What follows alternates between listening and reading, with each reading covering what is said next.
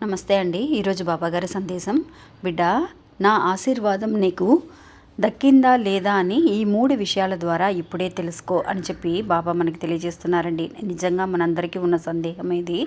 ఏంటి ఆ 3 విషయాలు అనంటే, కష్టాలు అనేవి నీకు ఎక్కువగా వస్తున్నాయా తల్లి? అయితే నా ఆశీర్వాదం నీకున్నట్టే. ఎందువల్లనంటే, ఎవరైతే కనుక నేను పెట్టే కష్టాలను తట్టుకోగలరో ఆ సామర్థ్యం, ఆ పట్టుదల అనేది, అంటే ఆ కష్టాల నుంచి బయటపడాలి అన్న ఒక పట్టుదల అనేది వాళ్ళకు ఉంటుందో వాళ్ళకి మాత్రమే నా ఆశీర్వాదం అనేది ఉంటుంది. ఇంకా రెండో విషయం, నువ్వు బాగా నమ్మిన వాళ్ళు, నీకు కావలసిన వాళ్ళు నీ నుంచి దూరం అయిపోయారని బాధపడుతున్నావు కదూ.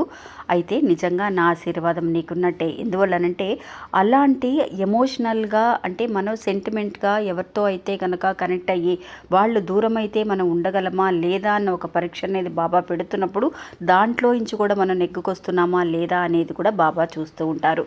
ఇంకా మూడో విషయం ఏంటి అనంటే, ముందున్న దానికంటే ఇప్పుడు నీకు భక్తి అనేది ఎక్కువయ్యి ప్రార్థనలు కానీ, లేదంటే కనుక ఆలయాలకు కానీ వెళ్ళాలి, మనశ్శాంతిగా, అంటే ప్రశాంతంగా ఒంటరిగా ఉండాలి అన్న ఆలోచన అనేది నీకు కలిగింది అనంటే, ఖచ్చితంగా ఈ 3 పద్ధతులు అనేవి, 3 విషయాలు నా ఆశీర్వాదం వల్లే నీకు కలగజేస్తున్నాను అని చెప్పి బాబా మనకి తెలియజేస్తున్నారండి. ఇది అవునా కాదా అనేది నా కమెంట్స్లో తెలియచేయండి.